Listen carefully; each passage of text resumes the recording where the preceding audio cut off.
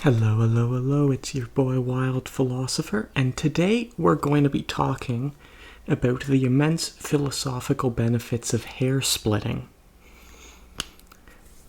Now, let me step back 800 years for a moment. For those of you with some knowledge of the history of philosophy, for several centuries, the Western European philosophical tradition was dominated by a movement called Thomism, sometimes used synonymously with scholasticism, although there are in fact differences.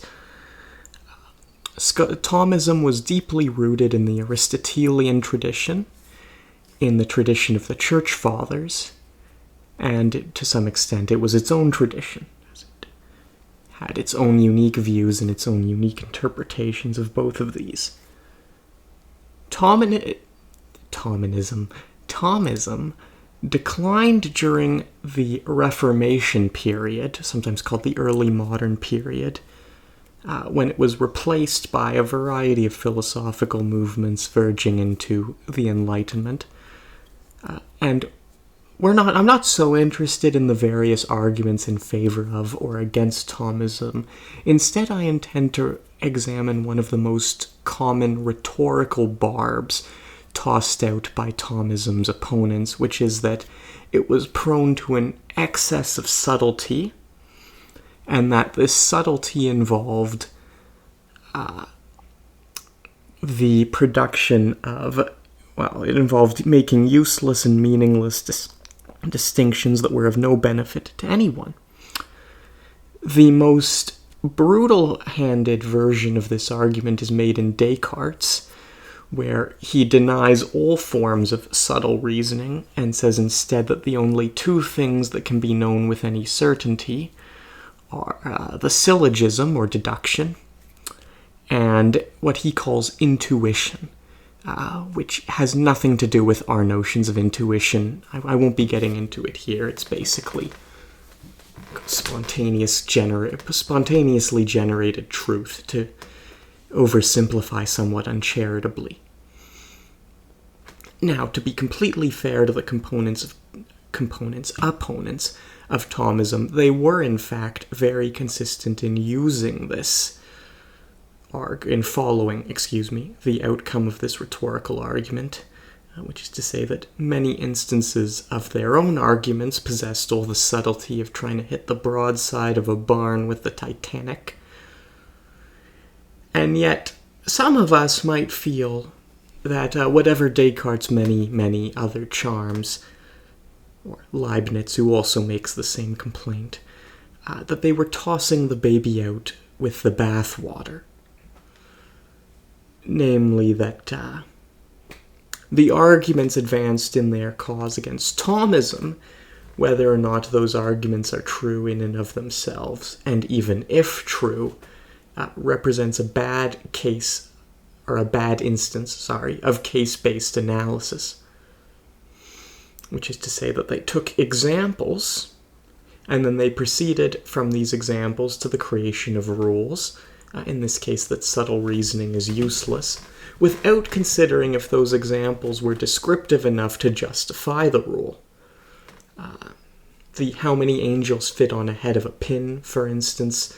I've seen Leibniz's defenders bring up a rather obscure discussion on the nature of fire in the Thomistic philosopher Suarez. And certainly those distinctions might be useless. But then the obvious question that follows is, are we justified in therefore rejecting subtle reasoning en toto on the basis of these arguments? Or to phrase it another way, are there instances where hair splitting, to portmanteau subtle reasoning or pilpul in its East European context into a modern word, but as I was saying, are there instances where hair splitting can be productive of meaningful distinctions?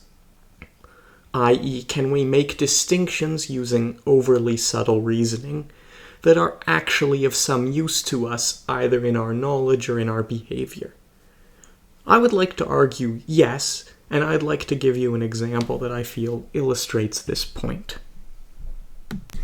In line with this channel's name, I would like to do this through a comparative analysis of two statements regarding the nature of animal cognition.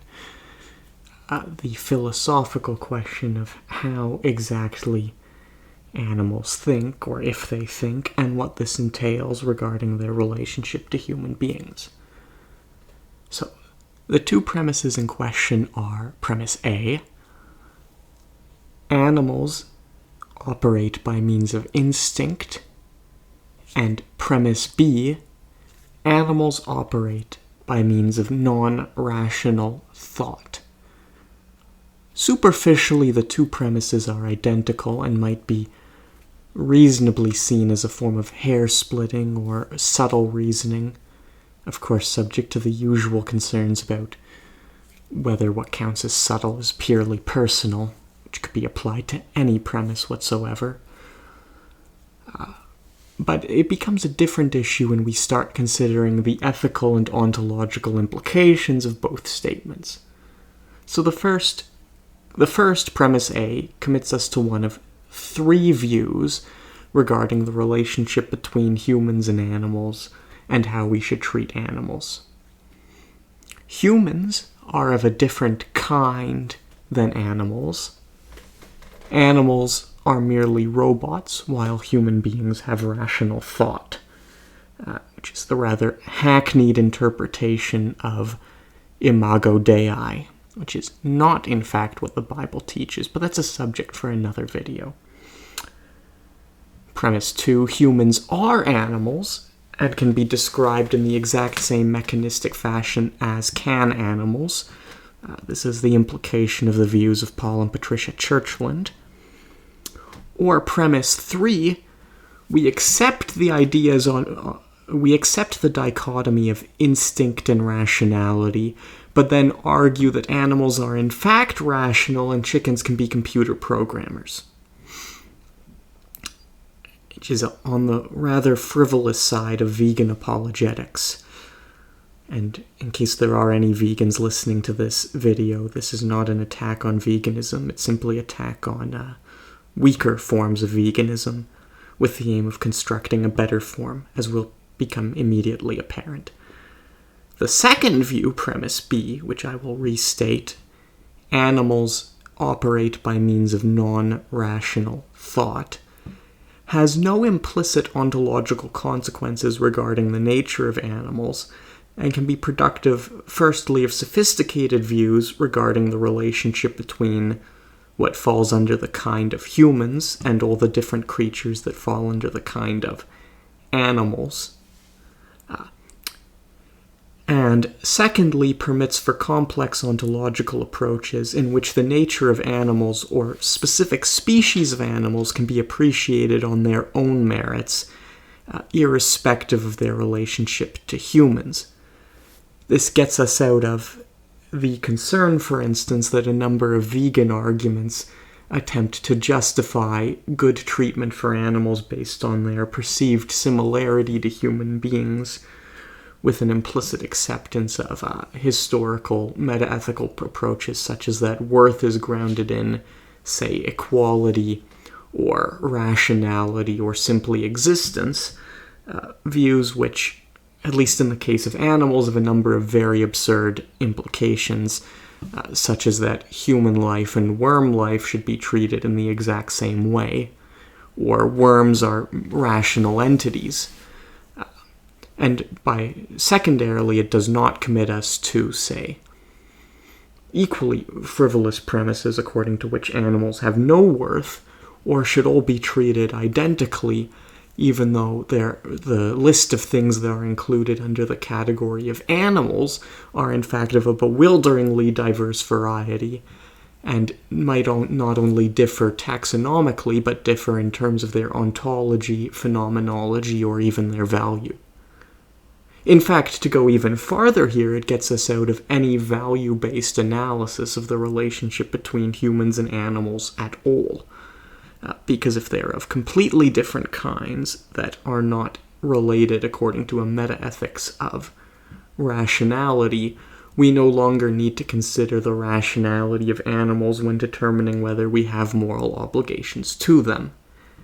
and in fact we do. I could go on and on this exact example, and intend to do a much longer video in future after I cover the basics of reasoning on certain philosophical and scriptural approaches to animal rights or animal ethics. But this should be enough to justify my claim that there are, in fact, overly subtle arguments which can be productive of meaningful distinctions. I could give dozens of other examples here, but I will cut this video short and speak to you all later. Have a great day.